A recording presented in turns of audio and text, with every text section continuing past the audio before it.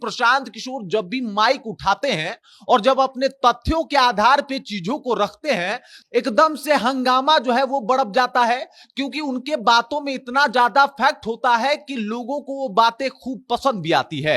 और इस बार भी उन्होंने पलायन के ऊपर जो धागा खोलना कहा जाता है, उस तरीके से धागा खोल के रख दिया। उन्होंने कहा कि आज बिहार में मोटरसाइकिल चलती है, लेकिन ये मोटरसाइकिल जो है वो गुजरात और दिल्ली में बनती है, बिहार में नहीं बनती। उसके बाद उन्होंने कहा कि सबके हाथों में स्मार्टफोन है, लेकिन ये स्मार्टफोन जो है वो बेंगलुरु और तमिलनाडु में बनता है, दिल्ली में बनता है, गुजरात में बनता है, बिहार में नहीं बनता। उसके बाद उन्होंने कहा कि जो भी जरूरत की आधारभूत चीजें हैं, उसमें से एक भी चीज बिहार में नहीं बनती। यहां तक कि जो सरिया रड जो घर बनाने में यूज किया जाता है, वो भी झारखंड और उड़ीसा जैसे राज्यों में बनता है, बिहार में नहीं बनता।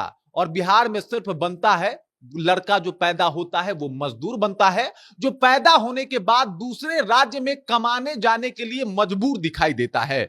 उन्होंने कहा कि पिछले 32 सालों में सिर्फ यही हुआ है। नीतीश कुमार की सरकार और लालू प्रसाद यादव की सरकार ने बिहार में पलायन को इतना बढ़ावा दे दिया है कि आज कोई लड़का पैदा होता है, थोड़ा बहुत बड़ा होता है, तो उसके अंदर परिवार वाले एक फिक्र डाल देते हैं कि उनका घर कैसे चलेगा। और उसके बाद उस लड़के को ट्रेन, बस या गाड़ी पकड़ के, अगर ट्रेन मिल रही है तो ट्रेन के बाथरूम में सफर करके दिल्ली, गुजरात, मुंबई जैसे बड़े शहरों में जाना पड़ता है और महज 12 से 15 हजार के लिए अपना देह गलाना पड़ता है। और ये दुख बिहार के जितने भी राजनीति करता है, राजनीति करने वाले लोग हैं, जो लीडर हैं, जो नेता हैं, वो लोग कभी नहीं समझते। लोग आते जाते रहते हैं, पलायन होते रहता है। ये तस्वीर देख लीजिए पलायन की कि किस तरीके से एक बस के ऊपर जो है एकदम से लोग बैठे हुए हैं, छत पे बैठ के दूसरे राज्य में जा रहे हैं काम करने के लिए। ये लोग बिहारी मजदूर हैं। तो यही बात कह रहे हैं कि भाई साहब, टीवी कहीं और बनता है, मोबाइल कहीं और बनता है,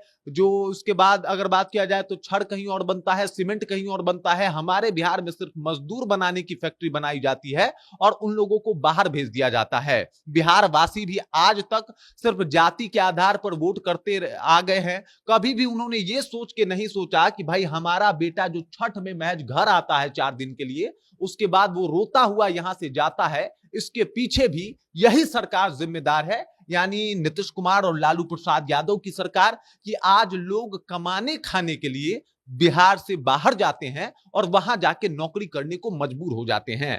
प्रशांत किशोर कह रहे हैं कि अपना चमड़ी गलाते हैं, अपना हार मास गलाते हैं, तब जाके 12 से 14 हजार रुपए उनके पास पैसा आता है और एक एक कमरे में 3-3 लोग रह के इस तरीके से पैसा कमाते हैं। लेकिन आज तक जो बिहार की जनता है वो जाति के आधार पर वोट करती आई, कभी भी इस बात को लेकर नहीं की वोट कि मेरा बेटा हमसे दूर रह के कमाने को मजबूर है, उसको अपने राज्य में कैसे बुलाया जाए। वो एक आध दिन के लिए आता है, उसका चेहरा देखिएगा तो शायद आपको पता लग जाए। और प्रशांत किशोर का ये जोरदार भाषण जो इन्होंने पलायन पे दिया है, उसकी खूब चर्चा भी हो रही है। लोग कह रहे हैं कि भाई साहब, बातों में तो दम है। उन्होंने ये तक कह दिया कि भाई हमने सिर्फ और सिर्फ जाति के आधार पे, या फिर कई बार ऐसा हुआ कि लोगों ने दे दिया वोट तो हमने दे दिया, ये सोच के हमने वोट कर दिया। कभी भी हमने अपने बच्चों का मुंह देख के वोट नहीं किया, और अगर बच्चों का मुंह देख के वोट करते तो हम इन दोनों में से किसी को वोट नहीं करते। उन्होंने ये तक कहा कि भाई